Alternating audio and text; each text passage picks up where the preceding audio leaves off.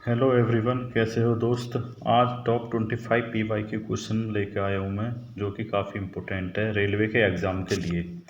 इसमें class number 4 है आज, और इससे पहले मैं 3 क्लास ले चुका हूँ जो काफ़ी इम्पोर्टेंट है। एनसीईआरटी के टॉप क्वेश्चन लिए हैं मैंने उसमें भी, ठीक है। क्वेश्चन देखते क्या है। क्वेश्चन में कह रहा है कि निम्न में से कौन सा एक भौतिक परिवर्तन है।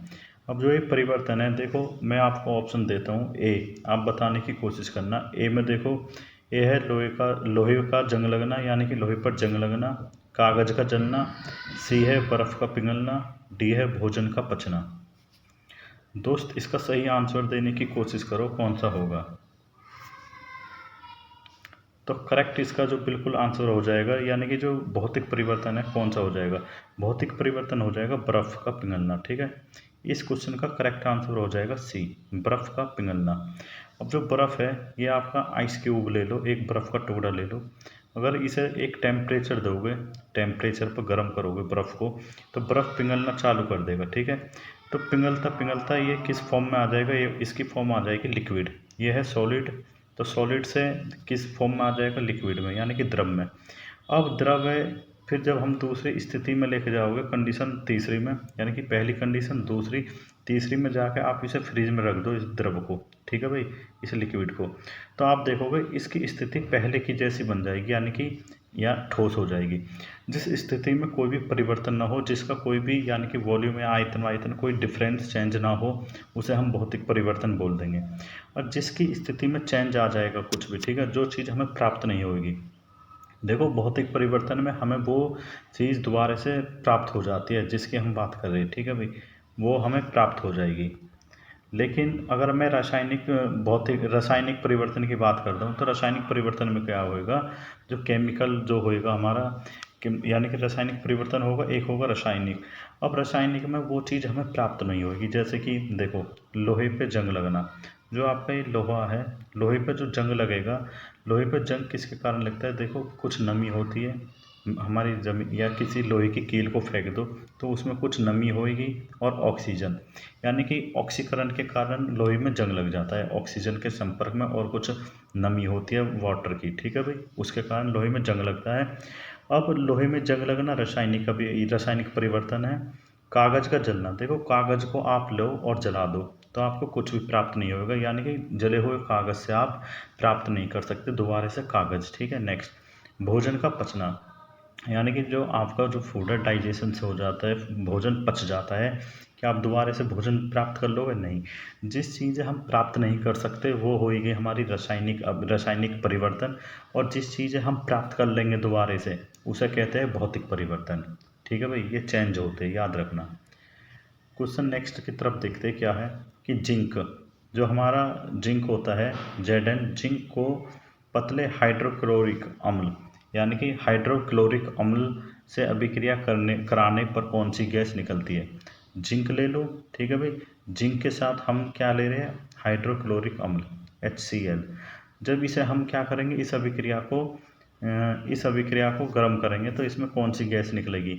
देखो, इसमें जो गैस निकलेगी दोस्तों, ZnCl, यू मिल जाए, ZnCl मिलकर जिंक क्लोराइड बन जाएगा, और H2, यानी कि हाइड्रोजन गैस प्राप्त हो जाएगी हमें। कौन सा, इसमें हाइड्रोजन गैस बिल्कुल करेक्ट आंसर हो जाएगा सी, हाइड्रोजन गैस हमें प्राप्त हो जाएगी। नेक्स्ट क्वेश्चन की तरफ देखते हैं, यानी कि नेक्स्ट में क्या है, वॉशिंग सोडा, जिसे हम कहते हैं धुलाई सोडा।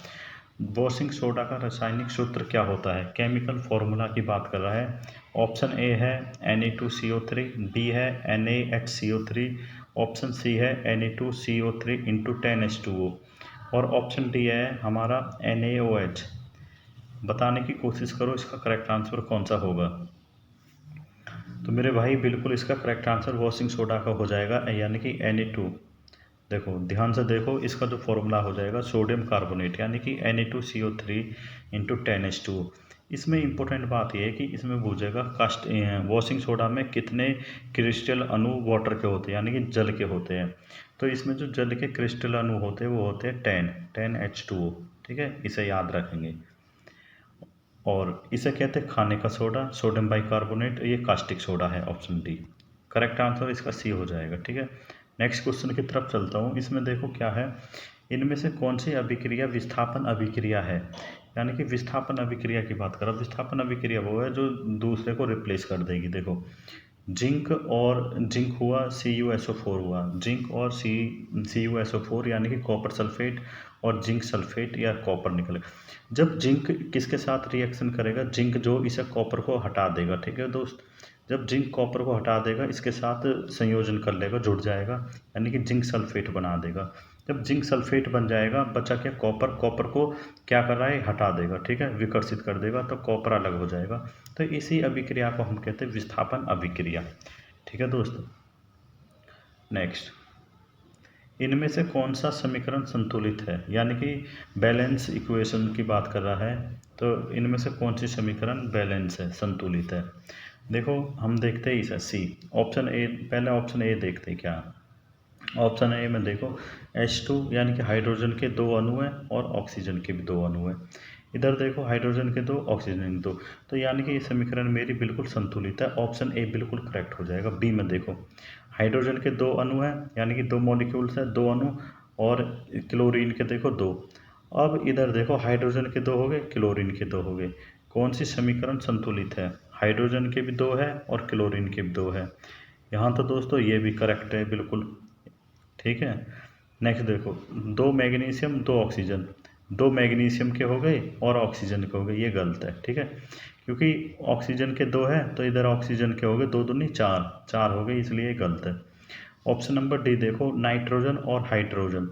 नाइट्रोजन के 2 है, इधर कितने नाइट्रोजन के? 3। तो यानी कि नाइट्रोजन के कितने हो गए? 3, और हाइड्रोजन के कितने हो गए? 3 3 9, ये गलत है, ठीक है। एक बार ऑप्शन बी को दोबारा देखते हैं। देखो, हाइड्रोजन के 2 है और क्लोरीन के भी 2 है, ठीक है। अब हाइड्रोजन के पास जो उसके पास होते हैं वही उसको वो होता है, तो हाइड्रोजन के भी 2 है इधर और क्लोरीन के भी 2 है। तो दोस्तों, इसमें तो दोनों ही ऑप्शन बिल्कुल करेक्ट लग रहे हैं मुझे, यानी कि इसमें दोनों ही हो सकते हैं, लेकिन फिर भी अगर मैं करेक्ट की बात करूँगा, इसमें बी होएगा। देखो, बी ऑप्शन बिल्कुल करेक्ट है, ठीक है। एक बार पहले पे और ट्राई करते हैं। हाइड्रोजन H2 2 है, हाँ यही गलत है, ये गलत है। देखो, ऐसे बैलेंस नहीं होगी। अगर हमें ये बैलेंस करनी होगी, ए कैसे बैलेंस करेंगे? जो हाइड्रोजन है H2 और प्लस के O2, जब मैं इसे बैलेंस करूँगा मेरे भाई, बिल्कुल, यानी कि 2 हाइड्रोजन HO, और HO बिल्कुल कोई होता ना, H2O2, ठीक है, ये गलत है। ऑप्शन नंबर बी बिल्कुल करेक्ट हो जाएगा। क्या हो जाएगा? H2 और क्लोरीन। हाइड्रोजन और क्लोरीन को जब हम एक साथ इनकी अभिक्रिया कराएंगे तो क्या प्राप्त होएगा हमें? यानी कि हाइड्रोक्लोराइड एसिड। नेक्स्ट, क्यों? क्वेश्चन, क्यों फॉर क्वेश्चन। अब क्वेश्चन क्यों में इसमें देखते क्या है। शर्करा, यानी कि जो शर्करा होती है, शुगर में एल्कोहल बनाने की प्रक्रिया को क्या कहते हैं? देखो, शुगर से हम एल्कोहल बनाते हैं, एल्कोहल। एल्कोहल होती है भी C2H5OH, यानी कि एथिल, एक हो एथिल एल्कोहल, एक हो गया इथाइल एल्कोहल। अब इसमें कह रहा हूँ कि एल्कोहल प्राप्त करनी है हमें, किस विधि से प्राप्त करेंगे? शर्करा यानी कि शुगर से। कैसे? तो दोस्तों, ऑप्शन ए है ऑक्सीकरण से, ऑप्शन बी है किण्वन, सी है आसवन, और डी है उर्ध्वपातन। बताइए इसका करेक्ट आंसर कौन सा होगा? तो मेरे भाई, इसका करेक्ट आंसर बिल्कुल बी सही हो जाएगा, किण्वन। किण्वन विधि, यानी कि किण्वन विधि से हम शर्करा से क्या एल्कोहल प्राप्त कर लेंगे, ठीक है। नेक्स्ट, पौधों में जल का परिवहन किसके द्वारा होता है? जो हमारे प्लांट होते हैं, यानी कि उनमें जो भोजन का ये होता है, देखो जल, पौधों में जल का परिवहन, यानी कि जो जल को यू करते हैं, ये ट्रांसलेट, यानी कि क्या करेंगे भाई? ट्रांसपोर्ट। तो भोजन का ट्रांसपोर्ट करेंगे, सॉरी, भोजन का नहीं, जल का यू करेंगे परिवहन। तो दोस्तों, जो फ्लोएम होता है, देखो ऑप्शन ए, फ्लोएम जो करता है फूड, ठीक है भाई, फूड का जो खाना, प्रकाश संश्लेषण से जो पौधे अपना खाना बनाते हैं, वो फ्लोएम के द्वारा पहुंचता है। यानी कि आपके लीफ हो गया, और यानी कि पत्ती हुई, लीफ, पत्ती और स्टेम, ठीक है, और रूट, इनमें जो खाना पहुंचेगा भोजन, तो वो फ्लोएम के द्वारा। जाइलम, जाइलम इसका करेक्ट आंसर हो जाएगा। जाइलम के द्वारा पौधे अपने जो रूट है, रूटन से जो पौधा भेजेगा पानी को, वो जाइलम के द्वारा भेजेगा, यानी कि जल का परिवहन जाइलम द्वारा करता है पौधा। सी गलत है और डी भी गलत है, ठीक है। नेक्स्ट, पौधे किस प्रक्रिया में कार्बन डाइऑक्साइड लेते हैं और ऑक्सीजन छोड़ते हैं? देखो पौधे की अगर बात करते हैं हम, पौधे किस प्रक्रिया से,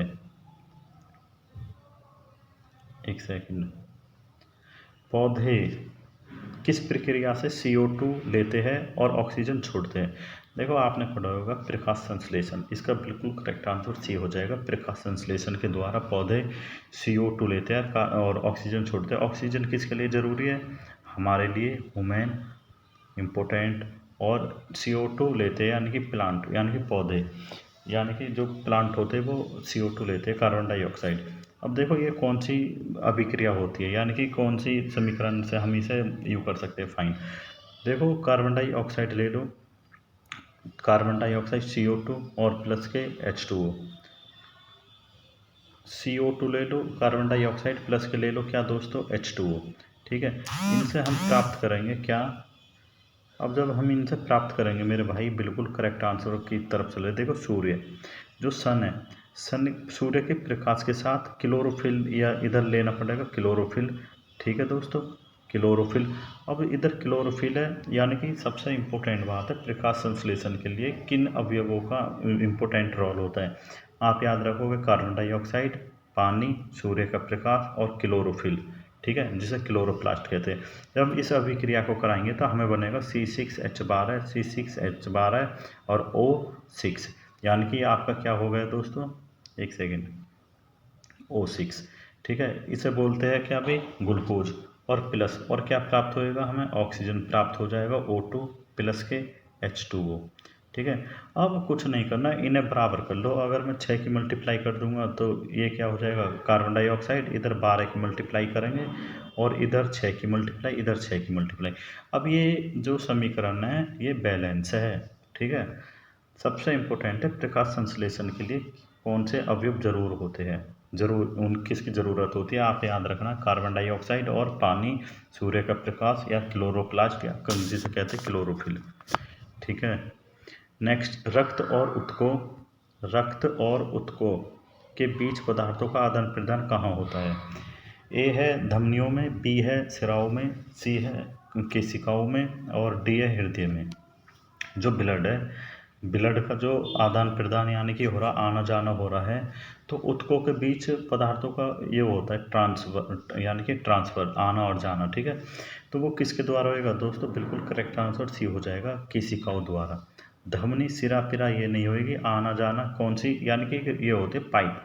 जिस प्रकार आप देखते होंगे कि पानी का, जैसे कि मान लो एक तौलिया ये ले लो, तौलिया ले लो, कोई सूती कपड़ा, इसमें पानी की बूंद गेरोगे, पानी गेरोगे तो पानी चलता चलता सारे में फैल जाएगा। ये भी क्या है, ये भी केशिकाओं का नियम है। ठीक है, रूटों में, जैसे कि खेत को जोतना, ब्रेक करना इनको, तो इनके रूटों में पानी आना, ये भी इसी का ही लॉजिक है। नेक्स्ट क्वेश्चन नंबर नेक्स्ट की बात करते हैं। नेक्स्ट में क्या है, नेक्स्ट कह रहा है दोस्तों, क्वेश्चन नंबर नेक्स्ट में देखो, गुर्दे यानी कि किडनी, किडनी की बात कर रहा है। देखो सबसे पहली बात तो किडनी, किडनी की क्रियात्मक इकाई क्या होती है, यानी क्या कहलाते हैं। न्यूरॉन गलत है, नेफ्रॉन सही है, और ये बिल्कुल गलत है, दोनों के दोनों। तो इसका करेक्ट आंसर हो जाएगा बी, नेफ्रॉन। देखो किडनी, जब हम किडनी की बात करें, किडनी का वेट कितना होता है, 150 ग्राम, याद रखना किडनी का। ठीक है, नेक्स्ट, रक्त में शर्करा का स्तर नियंत्रण करने वाला हार्मोन कौन सा है। इंपॉर्टेंट क्वेश्चन है बहुत ज़्यादा। रक्त में शर्करा यानी कि शुगर का स्तर नियंत्रण करने वाला जो ये होता है, कंट्रोल करने वाला हार्मोन, वो कौन सा होता है। वो हार्मोन जो होता है दोस्तों, देखो बिल्कुल करेक्ट आंसर सी हो जाएगा, इंसुलिन हार्मोन इसको कंट्रोल करता है। अगर शुगर बढ़ रहा है तो इसे कंट्रोल करेगा। ठीक है, स्तर को नियंत्रित करता है, बढ़ना घटना रक्त में। नेक्स्ट, वाहनों के हेडलाइट, जो आपकी गाड़ी घोड़ा होते हैं, जो गाड़ी होती है गाड़ी, अब इसके जो हेडलाइट आपने देखी होगी, गाड़ी की जो हेडलाइट होती है ये, इन हेडलाइटों में कौन सा इसका प्रयोग करते हैं हम, दर्पण का, मिरर का। तो दोस्तों इसका देखो समतल पमतल ये बिल्कुल नहीं होएगा, इसका करेक्ट आंसर बी हो जाएगा, अवतल दर्पण का। अवतल दर्पण का यूज गाड़ी की हेडलाइट में होता है। और दांत, दांत दिखाने वाले डॉक्टर, जिससे हम दांत दिखाएंगे, दांत, कान, आँख, गला, और इनको दिखाने वाले डॉक्टरों को डॉक्टर जो यूज करते हैं वो करते हैं अवतल दर्पण का यूज करते हैं, जो भी डॉक्टर यूज करते हैं, ठीक है। नेक्स्ट, समतल दर्पण से बने प्रतिबिंब कैसे होंगे? जो समतल दर्पण होता है उससे बने प्रतिबिंब कैसे होंगे? दोस्तों, इससे बने हुए प्रतिबिंब हमेशा कैसे होंगे? देखो, बिल्कुल याद रखना, उल्टा हो नहीं सकता, सीधे होंगे। उल्टा, उल्टे न काट दो, समतल की बात कर रहे हैं समतल दर्पण में। तो दोस्तों, इसका करेक्ट आंसर बिल्कुल आभासी होएगा और सीधा होएगा, यानी कि बी करेक्ट आंसर हो जाएगा इसका, ठीक है। वास्तविक है नहीं, और क्या, आभासी, वर्चुअल बनेगा, ठीक है। नेक्स्ट, विद्युत धारा की एसआई इकाई क्या होगी? जो विद्युत धारा है, इलेक्ट्रिक करंट का एसआई। अच्छा, एसआई की जो फुल फॉर्म होएगी, एसआई की होती है बेटा सिस्टम इंटरनेशनल, ठीक है, इसकी फुल फॉर्म होती है। और विद्युत धारा का एसआई मात्रक क्या होएगा? देखो, वोल्ट विभवांतर का होता है, ओम विद्युत धारा इसका होता है, रजिस्टेंस यानी कि प्रतिरोध का। और नेक्स्ट कूलाम हम बात करेंगे आवेश का, एम्पेयर, डी इसका करेक्ट आंसर हो जाएगा। एम्पेयर किसका मात्रक होता है? विद्युत धारा का। परिपथ में धारा मापने वाला यंत्र किसे कहते हैं? जो यंत्र होता है परिपथ में, कोई धारा बह रही है, ठीक है, कोई धारा बह रही है, तो इसमें हमें अगर ये मापना होगा किसी में भी कि लाइट है या नहीं, तो किसका उपयोग करेंगे? वोल्ट मीटर गलत है, और ये भी गलत है, गैल्वेनोमीटर भी गलत है, रियोस्टेट भी गलत है, यानी कि बचा क्या? B, ammeter. एमीटर का यूज करते हैं हम विद्युत धारा को मापने में, यानी कि धारा परिपथ में किसी चालक में लाइट आ रही है नहीं आ रही, तो किसका यूज करेंगे? एमीटर का। नेक्स्ट, विद्युत धारा, जो विद्युत धारा होएगा, विद्युत धारा की बात करें, विद्युत धारा किस दिशा में होती है? जो धारा की दिशा होती है, विद्युत धारा किस दिशा में जाती है? देखो, आपको याद रखना, पॉजिटिव से नेगेटिव की तरफ चलती है, ठीक है। देखो, ऋणात्मक से धनात्मक गलत, उच्च विभव से निम्न विभव गलत, दोनों दिशाओं में गलत। तो इसका करेक्ट आंसर हो जाएगा ए, यानी कि धनात्मक से ऋणात्मक की ओर चलेगी दिशा विद्युत धारा की। फ्यूज तार काफ़ी इंपॉर्टेंट है। फ्यूज तार किस पदार्थ से बना होता है? देखो, चुंबकीय पदार्थ गलत है, इंसुलेटर ये भी गलत है। निम्न गलनांक वाले पदार्थ से या उच्च गलनांक, दोनों में कंफ्यूज बनेगी इसमें। देखो, जो फ्यूज तार होता है, फ्यूज तार के लिए बहुत ही कम, यानी कि निम्न गलनांक वाले पदार्थ से बना होता है, हाई से नहीं। अगर हाई से बना दोगे तो फिर तो ये फूक जाएगा, जल जाएगा, ठीक है। इसलिए तो इसका निम्न गलनांक बनाया जाता है, ताकि अगर लाइट आती है सबसे पहले यही उड़ेगा, फ्यूज तार, जो हम घरों के बाहर लगाते, जो एमसी होते हैं इनमें फ्यूज तार लगा होता है। जैसे लाइट तेज आई तो सबसे पहले इस पर अटैक करेगी, ये फूक जाएगा, ठीक है, ये हो जाएगा फूक। और जब फूक जाएगा दोस्तों, फूकने के बाद क्या होएगा? अब इसमें जब आग लग जाएगी, ये फूक जाएगा, और फूकने के बाद क्या हो जाएगा? जो हमारे घर की लाइट है, वायरिंग है, इस प्रकार बनाई जाती है, जब ये फूक के तो अंदर प्रवेश नहीं करेगी लाइट, यानी कि परिपथ में धारा नहीं बहेगी, ठीक है। इसलिए निम्न गलनांक वाले पदार्थ से। नेक्स्ट, मानव नेत्र में प्रतिबिंब कहाँ बनता है? जो मानव का नेत्र होता है वहाँ का प्रतिबिंब कहाँ बनता है? देखो, मानव का नेत्र है यूँ, या में जो प्रतिबिंब बनता है कहाँ बनता है? देखो, यहाँ प्रतिबिंब बनेगा, ठीक है दोस्तों, ये प्रतिबिंब होता है उत्तल लेंस। अब ये प्रतिबिंब कहाँ बनेगा? रेटिना पर बनेगा, रेटिना का ये रहा, ऑप्शन नंबर सी बिल्कुल करेक्ट है। आइरिस, कॉर्निया, पोनिया नहीं। देखो, इंपॉर्टेंट क्वेश्चन एक और, कॉर्निया मानव के नेत्र का किस भाग को डोनेट करा जाता है? कॉर्निया को, ठीक है, याद रखना। नेक्स्ट, मायोपिया, मायोपिया, जो मायोपिया है, निकट दृष्टि दोष को ठीक करने के लिए कौन से लेंस का प्रयोग करेंगे? यानी कि निकट दृष्टि की बात हो रही है, दूर दृष्टि में करते हैं हम किसका भाई? दूर में उत्तल लेंस का, ये गलत है। अवतल लेंस बिल्कुल करेक्ट हो जाएगा, बेलनाकार गलत है, समतल गलत है। यानी कि निकट दृष्टि को ठीक करने के लिए कौन सा लेंस, यानी कौन सा लेंस का प्रयोग करेंगे? कॉनकेव का, ठीक है। और कॉन्वेक्स का हम यूज करते हैं दूरदृष्टि दोष को ठीक करने के लिए। ओजोन परत हमें किससे बचाती है? जो ओजोन लेयर होती है वो हमें किससे बचाती है दोस्तों? एक्सरे से, और दृश्य, देखो ऑप्शन ए देखो, अवरक्त किरणों से, पराबैंगनी किरणों से, दृश्यमान प्रकाश से, एक्सरे से। बताइए इसका करेक्ट आंसर क्या होएगा? बिल्कुल सही बताने की कोशिश करो दोस्तों। अवरक्त किरण गलत है, दृश्यमान प्रकाश ये भी गलत है, एक्सरे भी गलत है। इसका करेक्ट आंसर बी हो जाएगा, पराबैंगनी किरणों से, यूवी, अल्ट्रावायलेट रेस है, ठीक है भाई। नेक्स्ट, इनमें से कौन सा ऊर्जा स्रोत अक्षय नहीं है? ऊर्जा के स्रोत की बात करा, कौन सा ऊर्जा का स्रोत अक्षय नहीं है? देखो, पवन ऊर्जा गलत है, सौर ऊर्जा ये भी गलत है, और बायोमास ये भी गलत है, कोयला करेक्ट है इसका आंसर, ठीक है। नेक्स्ट, इनमें से कौन सा पदार्थ जैव अपघटनीय है? कौन सा पदार्थ ऐसा है जो जैव अपघटनीय है? देखो, प्लास्टिक बैग गलत है, एल्युमिनियम फॉयल गलत है, कांच की बोतल ये भी गलत है, बचा क्या? कागज करेक्ट आंसर है। नेक्स्ट देखते हैं क्या है। ट्रॉफिक यानी कि ट्रॉफिक स्तर दर्शाता है। खाद्य श्रृंखला में ऊर्जा का परिवहन, प्रजाति का प्रकार गलत है, जीवों का आवास ये भी गलत, जनसंख्या का आकार गलत। तो पहला आंसर करेक्ट हो जाएगा, खाद्य श्रृंखला में ऊर्जा का प्रवाह। नेक्स्ट में देखते हैं क्या है। नेक्स्ट क्वेश्चन है पारितंत्र। पारितंत्र में ऊर्जा प्रवाह होती है या प्रवाह होती है? तो द्विदिशात्मक होती है, चक्रीय होती है, गलत है यू। और निरंतर पुनर्चक्रण होते हैं, यू भी गलत है। एक दिशात्मक और द्विदिशात्मक। तो देखो दोस्तों, द्विदिशात्मक तो होएगी नहीं, बचा ए यू सी। ऑप्शन बिल्कुल करेक्ट है, यानी कि एक दिशात्मक होती है, करेक्ट आंसर है इसका सी। नेक्स्ट, पृथ्वी की सबसे बाहरी परत को क्या कहते हैं? जो पृथ्वी की सबसे बाहरी परत होती है उसे क्या कहते हैं? देखो दोस्तों, मेंटल कहते हैं नहीं, कोर कहते हैं नहीं, या क्रस्ट बिल्कुल ठीक है। जो पृथ्वी की सबसे बाहरी परत होती है उसे कहते हैं क्रस्ट, ठीक है। और सेल मंडल ये तो है ही नहीं, गलत है। तो दोस्तों, क्वेश्चन कैसे लगे बताना। क्वेश्चन लास्ट है, ये 25 क्वेश्चन है। इसमें जो मैंने क्वेश्चन का वो है 25 क्वेश्चन, टॉप 25 क्वेश्चन है। ओके दोस्तों, थैंक यू, धन्यवाद।